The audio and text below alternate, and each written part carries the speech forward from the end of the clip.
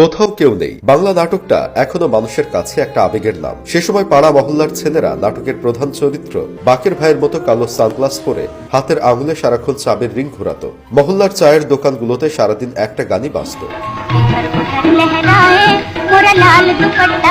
বাকের ভাই চরিত্রটা মানুষের কলিজায় এতটাই দাগ কেটেছিল যে শেষ পর্ব টিভিতে প্রচারিত হবার আগে যখন পত্রিকায় খবর আসলো বাকের ভাইয়ের ফাঁসি হবে, তখন বাংলার মানুষ রাস্তায় নেমেছিল। তাদের কারো হাতে প্ল্যাকার্ডে লেখা ছিল বাকের ভাই হলে জ্বলবে আগুন ঘরে ঘরে। রাজসাক্ষী বদির ওপর রেগে গিয়ে কেউ কেউ স্লোগান দিয়েছিল বদির দুই গালে জুতা মারো তালে তালে। কারো হাতে ব্যানার ছিল বাকের ভাইয়ের কেন কুত্তাওয়ালি জবাব চাই। শুধু তাই না, এমনও খবর শোনা যায় তৎকালীন প্রধানমন্ত্রী খালেদা জিয়া ফোন করে ধারাবাহিকটির প্রযোজক বরকতুল্লাহকে বলেছিলেন হুমায়ুন আহমেদকে বলুন বাকের ভাইকে বাঁচিয়ে রাখা যায় কিনা।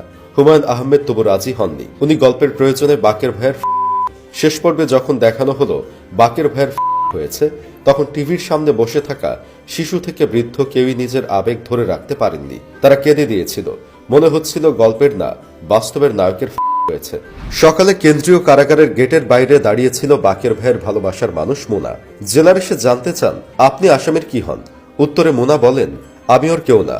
মুনার মুখের এই কথাটা শুনে আমিও সেদিন সবার মতো কেঁদেছিলাম। শুধু কোথাও কেউ নেই নাটক না, নক্ষত্রের রাত, আজ রবিবার, উড়ে যায় বকপক্ষী, বৃক্ষ মানব, এমন অসংখ্য নাটক দেখে আমরা আমাদের শৈশব কৈশোর পার করেছি। তারপর কেরাম, 420, মাইক, শাকিন শারিশুরি, হারকিপ্টের মতো কালজয়ী নাটক দেখে আস্তে আস্তে বড় হয়েছি।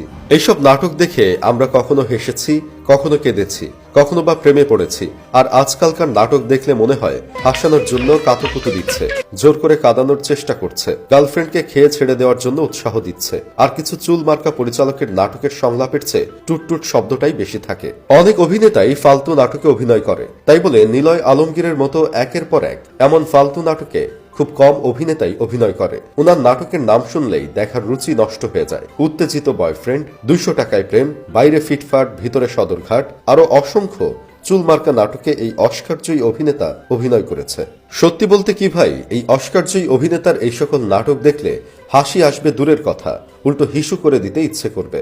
আমার আফসোস হয় আখমা হাসানের জন্য। প্রিয় অভিনেতাকে যখন দেখি মডার্ন ভাবি, ইংলিশ জামাই, কিপটা শ্বশুর, পাকনা জামাই, একটা উকিল বাপ পাইলাম না, এমন থার্ড ক্লাস মার্কা নাটকে অভিনয় করে, তখন আসলেই খারাপ লাগে। আরেক অস্কারজয়ী অভিনেতা শামীম হাসান সরকারের নাটকের নামগুলো তো আরো মারাত্মক।